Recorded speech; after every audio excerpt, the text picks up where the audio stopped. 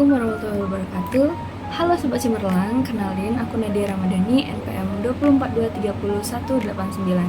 Pada kali ini kita akan membahas mengenai pembelajaran IPS berdasarkan kurikulum yang relevan. Jadi kita akan menganalisis kebutuhan pembelajaran IPS di SD dalam kurikulum 2013 dan kurikulum Merdeka. Secara keseluruhan, pembelajaran IPS di SD dalam kerangka kurikulum Merdeka sangat relevan untuk membentuk peserta didik yang tidak hanya cerdas secara akademis, tetapi juga mampu berperan aktif, bertanggung jawab dalam masyarakat, serta mengembangkan kemampuan berpikir kritis, membentuk sikap sosial yang positif, seperti kerjasama dan toleransi. Peserta didik juga akan siap menghadapi dinamika tantangan masa depan dengan bekal karakter dan keterampilan yang mampu. Selanjutnya, kita akan menganalisis kebutuhan pembelajaran IPS di kurikulum Merdeka dan kurikulum K13. Yang pertama, di kurikulum Merdeka. Biasanya sudah terintegrasi dengan ilmu pengetahuan alam sehingga menjadi mata pembelajaran IPAS untuk pembelajaran yang lebih kontekstual dan interdisipliner.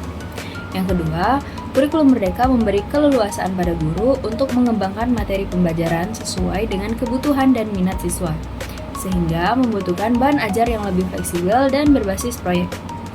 Ketiga, pembelajaran IPS dalam kurikulum Merdeka menuntut pendekatan pembelajaran yang aktif, kreatif, dan inovatif dengan menggunakan media pembelajaran yang menarik agar siswa dapat memahami konteks sosial dalam kehidupan sehari-hari secara bermakna.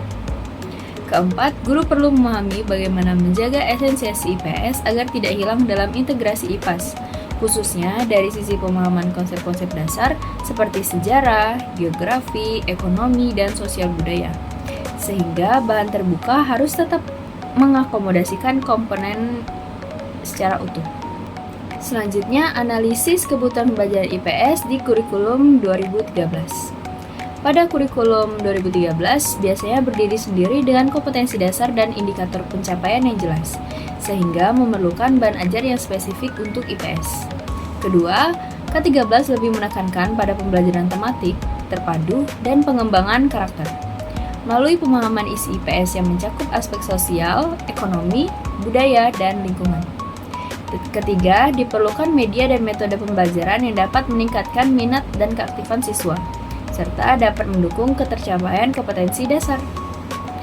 Keempat, kebutuhan akan evaluasi materi pelajaran yang mencakup materi IPS dengan situasi nyata dan relevan dengan kehidupan peserta didik, sehingga dapat menjadi penting agar pembelajaran lebih bermakna.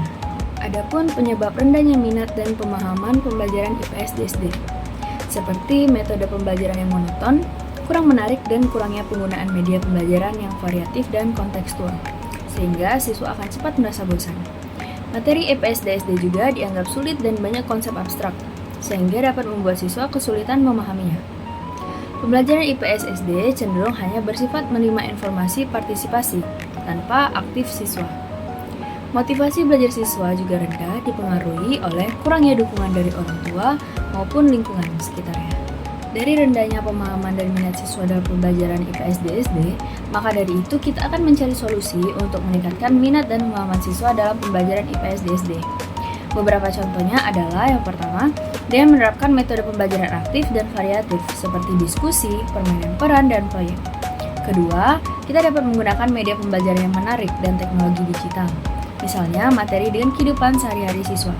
Yang ketiga, kita dapat menciptakan suasana belajar yang menyenangkan, serta kita juga bisa melibatkan orang tua dalam proses belajar. Jadi, pembelajaran ilmu pengetahuan sosial atau IPS di sekolah dasar memiliki peran penting dalam membentuk karakter dan wawasan sosial siswa. Melalui IPS, siswa mulai memahami berbagai aspek kehidupan bermasyarakat, seperti nilai, norma, budaya, serta interaksi sosial di lingkungan sekitarnya. Oke, mungkin itu saja penjelasan yang dapat saya sampaikan pada episode kali ini.